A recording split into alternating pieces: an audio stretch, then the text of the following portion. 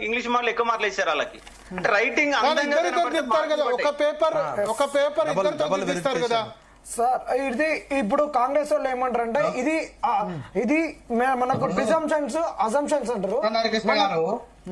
ప్రసన్న హరికృష్ణ గారు మీరు subject biological మీది చెప్పండి.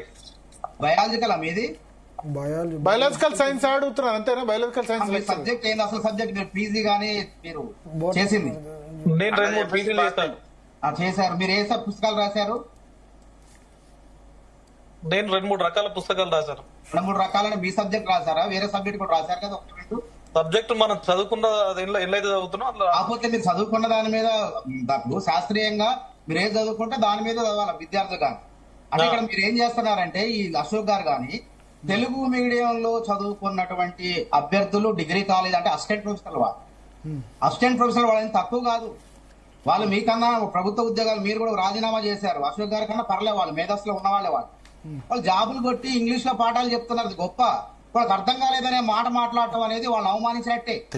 వాళ్ళకి అర్థం కాలేదు, దిద్దటం లేదు, దిద్దటం చేత కాలేదు, మాటలు వేశారు. అంటే అవివేకమైనటువంటి అశాస్త్రీయమైనటువంటి సమాధానం ప్రశ్న ఇది.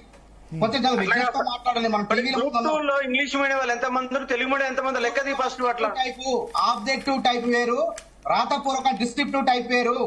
తెలుగు మీడియం వాళ్ళు రాయలేరా? తెలుగు మీడియం వాళ్ళకి రాయడం చేత ఒక పాయింట్ ఇంకొక పాయింట్ సంబంధించి 300 మార్కులు ఉన్నాయి. తెలంగాణ కంటెంట్